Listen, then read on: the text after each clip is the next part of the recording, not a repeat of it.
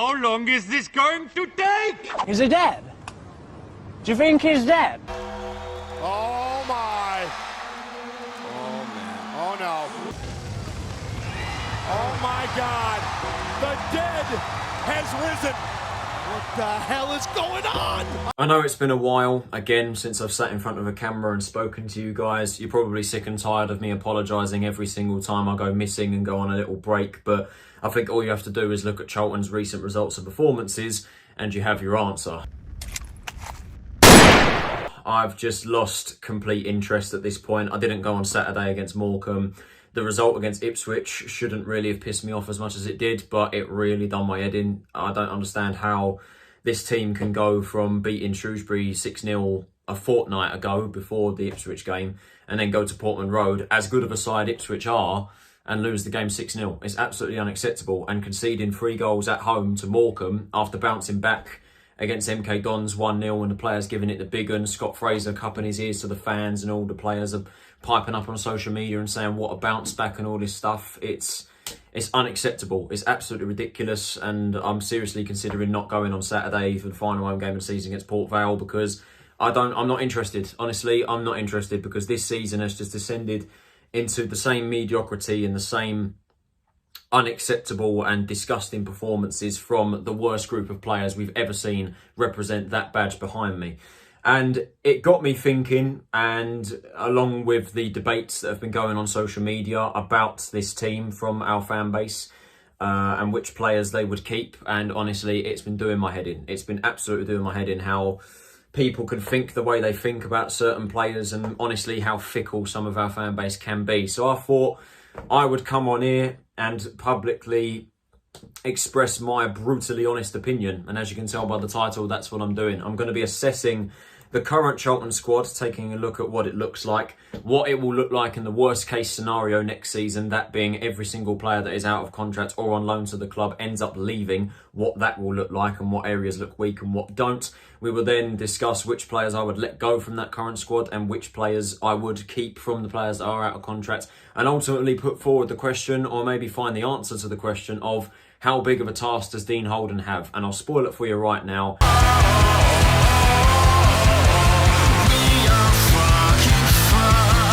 So to prepare for this video, I thought it would be best for you not to be looking at my face, as you constantly been doing that all the time. So for a bit of visual representation, I have provided you all with a lovely Excel document, which took me longer than it should have done to prepare. So as you can see here, we have the current Charlton Athletic squad, and the tab here, which we'll refer to later, is the squad, is what the squad will look like in the very worst case scenario for next season. So as you can see, the players have been colour coded accordingly by their situations. If a player appears in red, it means they are a permanent player contracted to Charlton and they are out of contract at the end of this season. If a player is marked in orange, they are contracted to the club again. They're permanent Charlton players but are away on loan. If a player is marked in yellow, they are on loan to Charlton. And if a player is marked in green, they have recently signed a new contract extension. And obviously, if they're in white, then they are a player that is contracted to next season no matter what. In the goalkeeper positions, we've obviously got Joe Wallacott,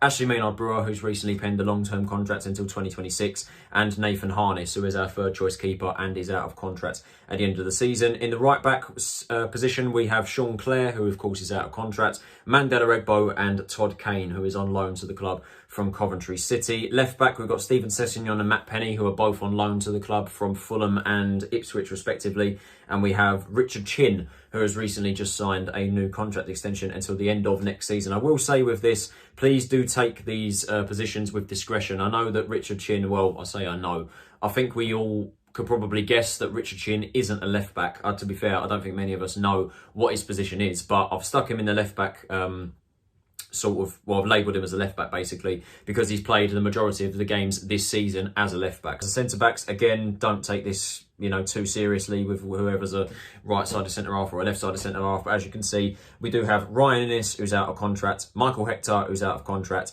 Lucas Ness, who of course is an academy graduate who's played a few games this season, Terrell Thomas, who's out of contract, Sam Lavelle, who is on loan to Burton Albion until the end of the season, joined them in January on deadline day. Although recent social media posts suggest that he's back at the club, because I remember seeing on Instagram recently a post of him in the physio room at Sparrows Lane. So I don't know whether he's got injured while at Burton. I don't think he's played any games whatsoever for the Brewers since going out on loan. So I'm fairly certain that the loan's been cancelled. And the other two centre-halves are Zach Mitchell and Deji Eleraway. I have included Eleraway because of the kit number that he received at the start of the season, 27, and I would consider him possibly a member of the first team squad. Obviously, he's currently out on loan at the moment at Bromley, who have achieved the playoffs, by the way. Congratulations to them. And Zach Mitchell obviously recently won the League One Apprentice of the Year award that Eleraway won last season. So congratulations to him. He's played a few games this season. Defensive midfielder, moving into the midfield now, we have Jules Dobson, who of course recently signed a new contract extension. Central midfield, again, applies with the centre-back department. Take the right side of centre mid and the left side of centre mid. Don't take that too seriously. We have Albie Morgan, who's out of contract, Scott Fraser, Gavin Kilkenny, who's on loan to the club from Bournemouth, Jack Payne, Aaron Henry, who's out of contract, Conor McGrandles, who is on loan at Cambridge United, and Alex Gilby, who is on loan at Stevenage in League Two and is also out of contract, as you can see by the red bar next to his name there. Right wing, moving to the attack, we have Jezrak Saki, of course, on loan from Crystal Palace. We have Dearlang Jaisimi, who is out on loan at AFC Wimbledon. Left wingers, we've got Corey Blackett-Taylor, who has recently signed a new contract extension and is currently injured until he's out for the rest of the season now. Has been out for about a month now, I think. Charlie Kirk is on loan at Burton Albion, the same as Sam Lavelle. Tyrese Campbell. And then as our strikers, we have Miles Leaburn, Macaulay Bonne, who is out of contract at the end of the season, and Chuks Anike, who has been injured for God knows how long. So that is the current squad, colour-coded accordingly based on their situations. Now, it's time to get into the business end, shall we? This is what the Charlton squad will look like next season in the very worst case scenario. Bear that in mind. This is in the scenario that every single player marked in red and yellow that are out of contract and are on loan to the club all leave. This is what the squad looks like. Yeah, it paints a very, very brutal and very concerning picture for next season, based on a number of positions in the team, really. So, beginning with the goalkeeper department, we of course have Joe Wollacott and Ashley Maynard-Brewer. Now, to be honest with you, goalkeeper is the position that I'm least worried about heading into next season, because I think we've got two very able keepers at League One level. Of course, Wollacott started the season as the number one. He was brilliant. We have to say he was a serious improvement on Craig McGillivray. Some very good saves over the course of the season, at the start of the season anyway, and I felt that the mistakes, he was prone to a couple of mistakes, but I felt the goals that he conceded, and most of the goals he conceded anyway, were as a result of the poor defence in front of him. And I'm going to say this might be controversial, I've said it before, but had Wollacott not received that injury in the warm-up to Burton, which not only has left him out of the Charlton squad and in between the sticks ever since then, and also took him out of the World Cup squad for Ghana in Qatar, he would still be number one now. And I'm going to say it right now, I would prefer Wollacott as number one choice for next season. Yes, Ashley Maynard-Brewer has been impressive since coming into the side, and I'm very happy that he's finally been given the chance in a Charlton shirt to impress, and he has played well.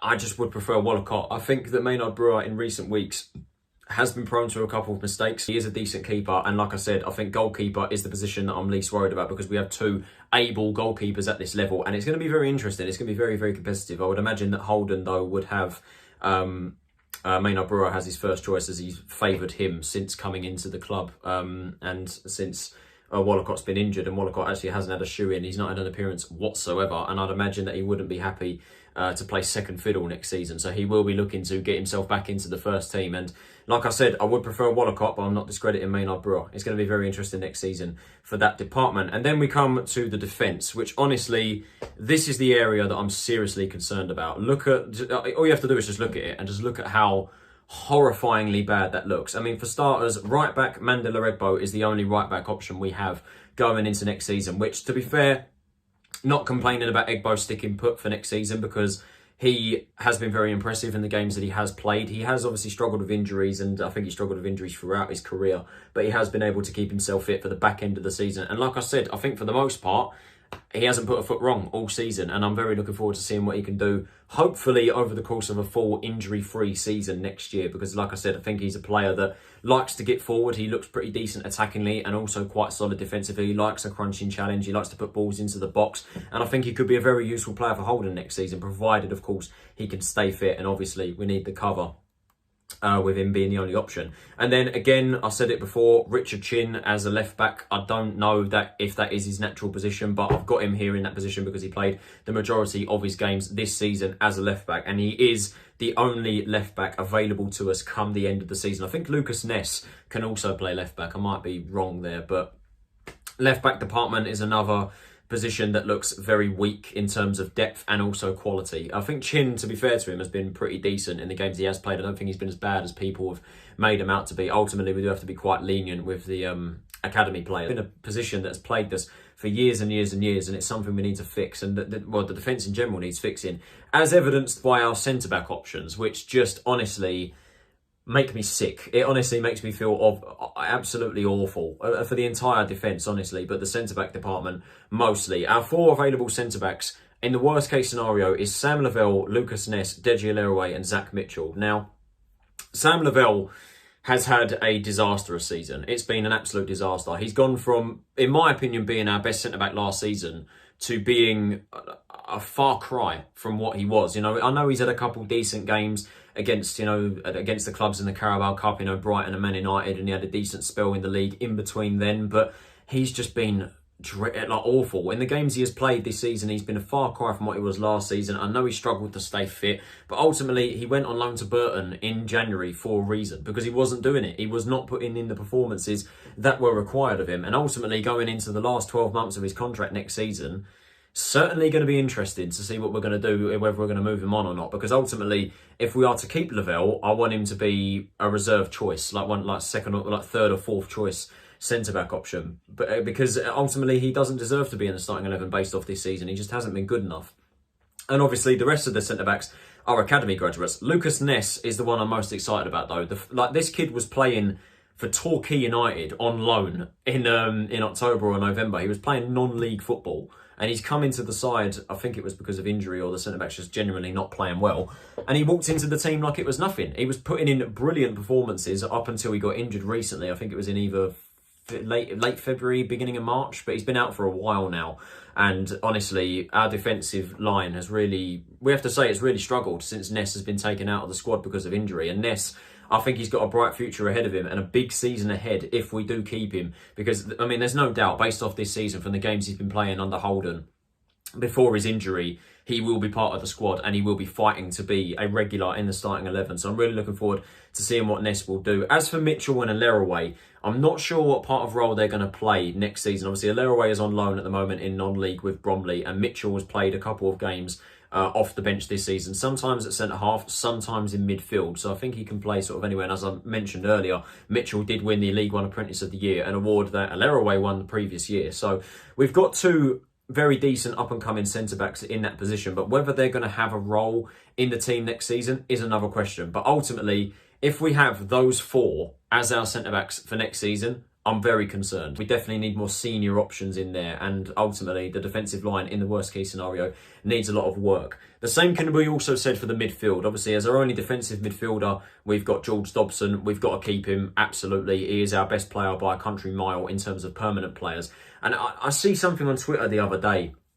Someone tweeted saying, oh, should we get rid of Dobson? Oh, when we had Jose Semedo, Chris Powell got rid of him. You know, he was our best player for a while and he got rid of him in part of a rebuild. Like, what goes through the people's mind is absolutely ridiculous. It's absolutely insane how people can think that, because Dobson is our best player. He's one of the only players, or probably the only player, that puts on the Charlton shirt and wears the captain's armband with pride and actually gives a toss. Do you know what I mean? He actually runs about the pitch, he puts tackles in, and he looks like he cares for the badge that he represents.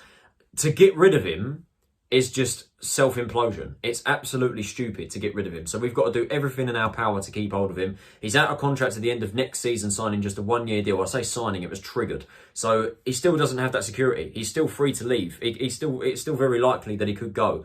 I suspect like a high-end League One team or Championship clubs will be looking at him in the summer. As for the more central options, we've of course got Scott Fraser, Jack Payne and Conor McGrandles when he returns from his loan spell at Cambridge. Now, Scott Fraser is by far the best option there, I think, of the central of those 3. Certainly had a much better season than what he's just had, but look, I still think he's been hot and cold. I still think he has that inconsistency. Despite scoring 8 goals and getting however many assists, I think it's like 5 or something, or maybe a bit lower than that. But I know how good of a player he can be, and we don't see that most of the time or sometimes. And honestly, like, think about it however you will, and maybe I'm thinking too much into this, but him cupping his ears to the away fans that went to MK Dons, just, I don't get it. I don't get why. And even at the big one after losing 6-0 to Ipswich by beating a poor MK Dons side who we just relaxed and walked through to beat. Like, we didn't beat them convincingly. We just thought, oh yeah, these lot are terrible. We'll just stroll our way through. Jack Payne will smash a ball in the back of the net in the 60th odd minute, and we'll walk away with a 1-0 victory, and that's enough for us to go on social media and cup our ears to the fans and say, hey, what a bounce back. You know, it just... Maybe I'm thinking too into it, but Fraser, like I said, he's the best option of those 3 there for sure. And if we can get him playing consistently on a regular basis, which we have seen on occasion this season, but not consistent enough, he will be a key player next season. But truth be told, even now, I still don't rate him massively. I don't rate him as highly as some people do, realistically. I'm not saying he's a terrible player. He's a brilliant player at this level. We saw that with Burton and MK Dons. Not so much with Ipswich, but that's because they played him out of position. And he has done very well this season. As I said, 8 goals and however many assists. But I want to see more. That's it, really. I just want to see more. Jack Payne has become a bit of a scapegoat this season, and I don't get why, because I think he is a very useful player to have. You know, he's made the majority of his appearances off the bench, and when he has come off the bench, I felt for quite a lot of games this season, he's come on and made an impact. You know, he runs about the place, obviously 5'3", a little midget, but he runs about the place, got a bit of pace, not afraid to have a shot, and also is pretty useful in the air for someone of his size. And people were saying, like, oh, he's one of the worst players I've ever seen play for the club. Like, it's stupid. It's stupid talk, because I do think he is a useful player to have off the bench. And ultimately, I think he's been unlucky not to start a couple of games based off the other players that have been in that position. So yeah, I would keep Payne heading into next season as an option to bring off the bench, because I think that is where he is most effective. Now, as for Conor McGrandles, this is one I'm a little bit undecided with, because obviously he's been on loan in the second half of the season with Cambridge, and apparently he's played very well. He's done very, very well as they're looking to get out of the relegation zone, which they're currently in. They're, I think, 3 points off relegation with 2 games to go. So it's going to be a very interesting fight, by the way, the relegation zone. For the end of the season between 5 teams. But anyway, McGrandles has gone to Cambridge for in the second half of the season. He's played very well. Mark Bonnar, their manager, recently came out and said that it's very unlikely that they're going to sign McGrandles. Ultimately, the reason why is because he has 2 years left on his contract with us. So it's going to take a very sizable fee, ultimately, to get rid of him. He's had a freak season with us. He's been injured 3 times. What was it? A concussion, a broken hand and a calf injury, and that then led him to go into Cambridge. But ultimately, he played 9 games this season, and in the games he has played for us, he's been very underwhelming, and a far cry from the player that we thought we'd sign from Lincoln. And that's the thing. I know how good of a player he is at League One level. We know that. We know how good he can be. He was a massive part of the Lincoln team that made the playoff final not so long ago against Blackpool. Ultimately, they lost it, but McGrandles was one of their better players, and we know how good he can be at this level.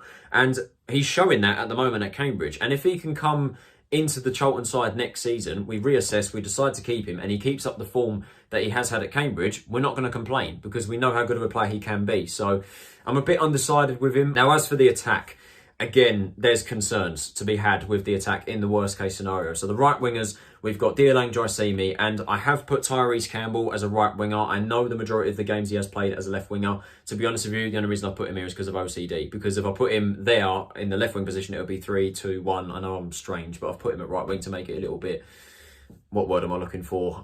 More...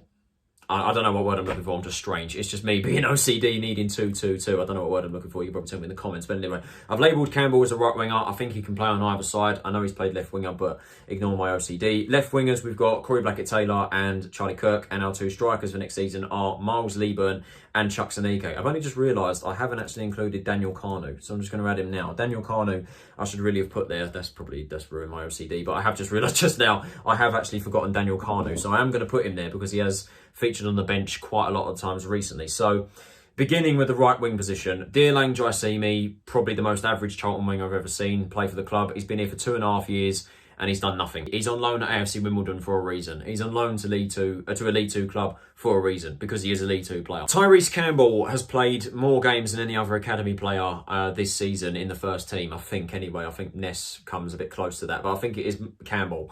And I can't knock Campbell's work ethic. You know, he really does work hard. He battles, you know, he's got a little bit of pace. You know, he likes to take players on and put balls into the box. He's obviously scored his first senior goal this season against Barnsley, which I'm very happy for him for.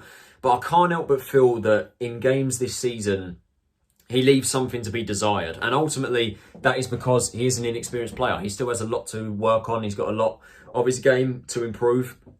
And ultimately, if he is part of Dean Holden's squad for next season, or we decide to loan him out and try to improve it a bit more, it's going to be interesting. And like I said, it's just going to be interesting. But I can't help but feel that Campbell leaves something to be desired. But ultimately, as I said, that is down to him, you know, being inexperienced, and he has got a lot to work on. Left wingers, Corey Blackett-Taylor, he's going to be a key player next season. He's had his best goal scoring season to date with 8 goals this season. He can't help but feel that in terms of performances, like Scott Fraser, has also been very hot and cold. You know, we've seen a bit more of an inconsistent side to Blackett-Taylor this season, but ultimately he's going to be a very key player for us to have next season. But there obviously, I've no doubt, will be interest from a number of clubs, because he has, like Dobson, had a contract extension triggered until the end of next season. Charlie Kirk, I'm slowly losing patience with, honestly. The guy signed a 4-year deal, I'm aware of that. He has spent a year away from the club, both Januaries of the last 2 seasons, on loan and up in teams up north. You know, Blackpool in the second half of last season and Burton in the second half of this season. And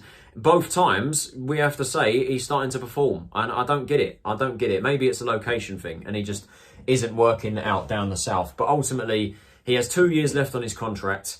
We seriously need to reassess him, because like Jai Simi, he's just been average and he just hasn't offered anything. I've not seen the player that we know that he is, because from his time at Crewe, you know, we know how good he can be at this level and also at League 2 level. But it's just, I don't get it. I just don't get it. I just want to see more from him. Ultimately, if he stays at the club next season, he's really got to turn his performances up. Yes, he's got 3 goals, which is more than he scored the previous season. But ultimately, I want to see more from him. I do. I want to see more. And as for the strikers, Miles Leaburn, we've got to do everything in our power to keep hold of him. I know Dean Holden said that, oh yeah, he's not for sale this summer after Aston Villa came in with an offer. You know, apparently they're leading the race to sign him. I think Chelsea were interested as well.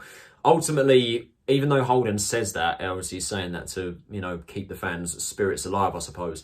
But ultimately, any player is for sale if the right price is offered. And I think that if Villa come in with a more lucrative and more, you know, higher offer, ultimately, knowing whoever's in charge as owner next season, regardless of whether it's Thomas Sandgaard or if Mark Spiegel gets his deal done, which is what we've been hearing recently, Leaburn will be sold. And ultimately, if he is to go, it's got to be for a decent price. You know, I know Holden said, oh, he's not for sale. But like I said, if Villa come in with like what? I would probably market Leaburn at about £3.5 to £4 million as a realistic estimation. I mean, realistically, Burstow went for 1.7 million last year, and Leaburn is by far the better striker compared to Burstow. So surely we can get a couple million more off of Leaburn than what we did off Burstow from Aston Villa or any team that's interested in him. But ultimately, Leaburn's our star boy. He has been the star boy in a dreadful season this year. He's come into this team and has just made that striker spot his own. He's been absolutely unbelievable, and honestly, fair play to him. And if he does leave, you can't blame him. Chukwuemeka, again, is another player I'm losing patience with. We know how good of a player he is at this level, but he has to go down as one of the worst signings we've made in the last few years. Re-signing him from Birmingham for 300k, that is, knowing full well that he's injury prone. And honestly, as harsh as it sounds, but he's got to be considering retiring from football soon, because the geezer just cannot stay fit. It's ridiculous. He's a shard of glass. He's a shard of glass. He has had an absolutely awful season, and it's obviously done nothing for, I'm sure his mental health is absolutely all over the place right now. And I do feel bad for him, honestly, I do. But ultimately, we need to move away from the players that are injury prone. And Chukwuemeka falls into that category, and we can't put up with it any longer. We can't. And sadly, like I said, his body just keeps shutting down. He's got to be considering retiring from football very soon, because he just can't put up with it anymore. He can't hack it. And it is, like I said, it is a shame, because we know how good of a player he is at this level.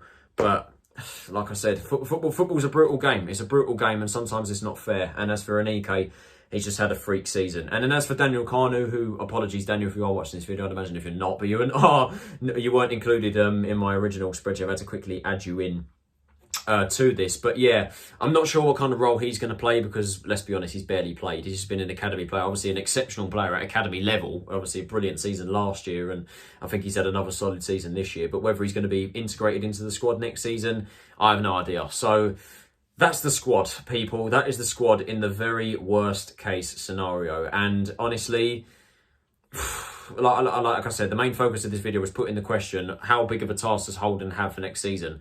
A pretty big one. A pretty big one. But I mean, if this is the team that we go into next season with, ultimately, the defence needs to massively improve. We've got one right back, one left back, and our centre-back department is arguably worse than what it is right now. The midfield options lack in depth, and there's obviously still the chance that Dobson leaves. And as for the attack, again, lacks quality, and our better players could end up leaving in Blackett, Taylor and Leeburn.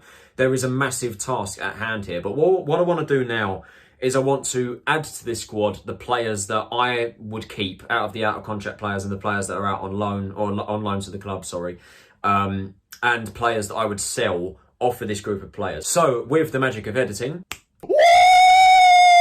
it looks a bit like this, in my opinion. These are the players that I would keep, the players I would sell, and the players I'm a bit undecided by, as you can see by the colour coding here. For players marked in green, they are an out-of-contract player or loan that I would keep. If a player's marked in red, they're a player that is contracted to the club that I would sell. And a player that is in yellow is a player that I'm undecided about. So, like I said, goalkeeper, not really worried about that. Right back, I would keep Sean Clare. Now, I know Clare is up for debate right now amongst the fan base. A lot of people, again, have sort of scapegoated him this season. I don't think he's been as good as he was last season, because we've certainly seen an inconsistent and a very, well, let's be honest, a poor side of him in a couple of games this season. But I think I speak for many Charlton fans when I say I would like to see him play in a more advanced role in midfield, because I do think that is his natural position. Obviously, I mean, right back is a position that's not unfamiliar to him. You know, he's played there before with Oxford. I would, anyway, like to see him play in the midfield area around here, because I think he can offer a lot more to that. You know, he likes to get forward. He's not afraid to have a shot, obviously, with the Plymouth game. You know, earlier this season, he scored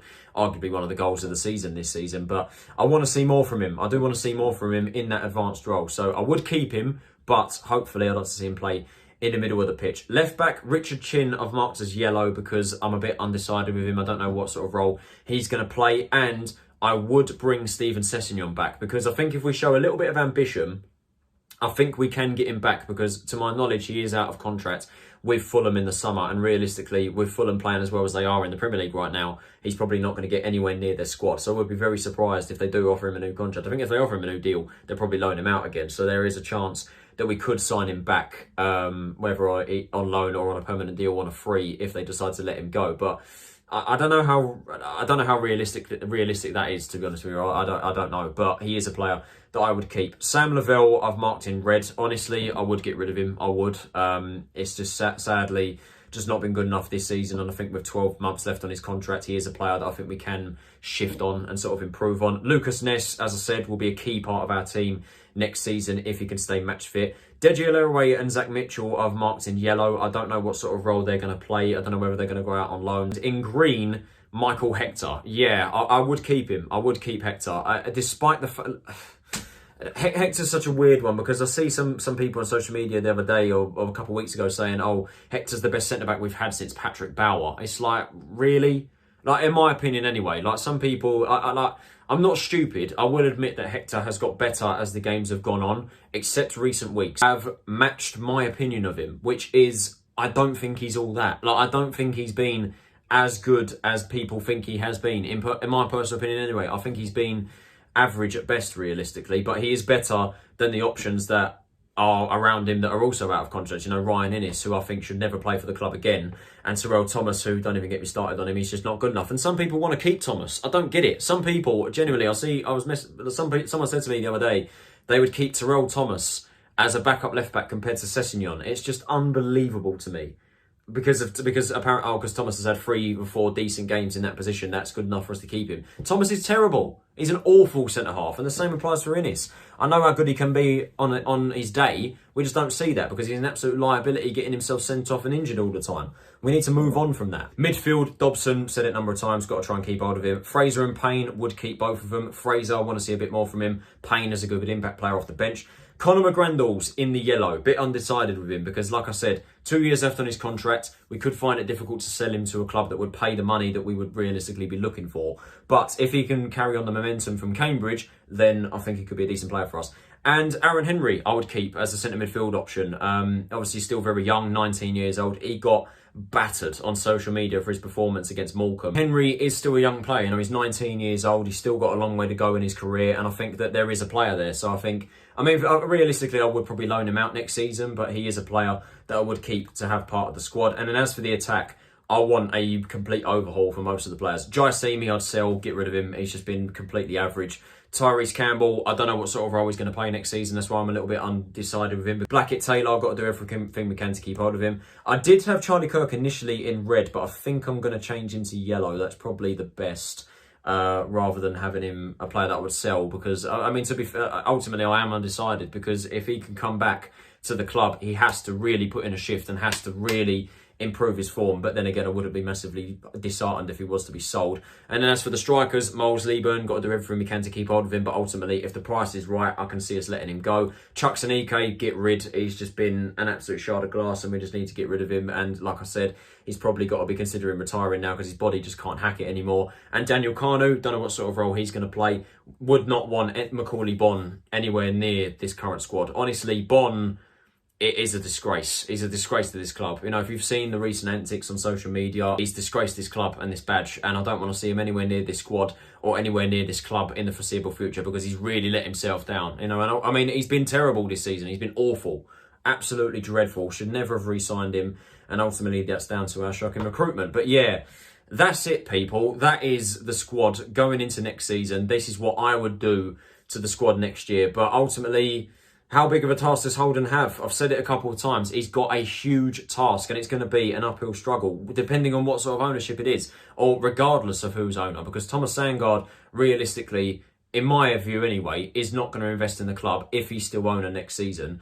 And Mark Spiegel, if he does get his deal done, the summer is around the corner, and we need to seriously sort this squad out, because it is a shambles. A lot of these players are not good enough, and they are where they are in the league for a reason, and they are out on loan to League 2 clubs and lower end clubs for a reason, because they're not good enough. It's as simple as that. We are where we are because that is as good as we are. We are a mid-table League 1 team, and we need to break away from that. We need to see investment. We need to see some ambition from the recruitment team, or get rid of the recruitment team. That's another thing we need to get rid of. Martin Sandgaard has more experience in football, as I do, which is basically nothing. And Steve Gallen has not brought a decent player to this football club since Conor Gallagher and Josh Cullen. Yes, you could maybe argue Jez Raksaki, who, let's face it, will not be anywhere near this squad next season, and is a massive hole to fill in our squad already with him leaving, but I accredit that signing to Ben Garner's connection to Crystal Palace, not Steve Gallen. But ultimately, there are massive holes to fill in this side. Like, if you look at the worst case scenario, our defence is shot to pieces and is so lacking experience and quality. The midfield is shot to pieces, and the attack lacks quality and experience. Like, we seriously, like I said, the goalkeeper position is the only position that I'm genuinely not concerned about. The rest of it, I'm massively concerned, because I don't know where we're going to fill the gaps with. Like, Raksaki going, massive hole to fill already. If Leeburn leaves, that's another huge hole to fill. And with the current budget we have right now, if Sandgaard is ownership, or even if Spiegel gets taken over, because I'm not exactly convinced by him at the moment, like, it's a near enough impossible task for Holden to build a decent team that is to push for top 6. And that's what I want us to see. That is the bare minimum I want to see us do next season. Push for top 6. But under this current regime, and how it's looking right now, it's looking nigh on impossible. So, look, that's my brutal assessment of the squad, guys. It is an absolute shambles. I'd get rid of a lot of the players in the worst case scenario, of those that are out of contracts at the end of the season, and of those that are contracted to the club next season. I wouldn't keep a handful of them. Like, I'd keep 4 players based off the out of contract players at the end of the season. Like Albie Morgan, like Macaulay Bonne, players like that, Ryan Innes, Terrell Thomas. Get rid of the lot of them, because they've let us down for the past, or the majority of them have let us down for the past 2 seasons. A couple of them are just not good enough for this club. We need to move them on and show a bit of ambition and be a bit brutal in the summer. But ultimately, we need to see investment. We can't go shopping in Poundland in League 2 again, because ultimately that's going to get us nowhere. And at the moment, it looks like we're going nowhere, honestly, with the way the club's going. But that is me done. That is me ranting and raving, and I need to stop. But that is it. That is my brutal analysis of the Charlton squad and how big of a task Holden has. Thank you all for watching this video and having the patience to sit through this, and having the patience for me uploading. I know it's taken so long, and like I said, you're probably sick and tired of me not uploading for so long, but like I said, I'm just lacking the interest. But I'm going to try and do the best I can to get as many videos out as physically possible in the next couple of weeks and months. I hope you did enjoy this video, guys. If you did, can you possibly leave a like, subscribe if you are new to the channel, turn on post notifications so you're notified of every time I upload a new video. What do you guys think? What do you think of our squad? Where would you improve it? Who would you improve it with potential targets? And yeah, how are you feeling going into next season in the worst case scenario, or in the scenario that I've pointed out here with my colour coding? How would you do it, basically? Let me know in the comments below. This has been Tyler Rodinson. Have a nice day, and I will see you all in the next video. Take it easy, stay safe, and I'll see you all then.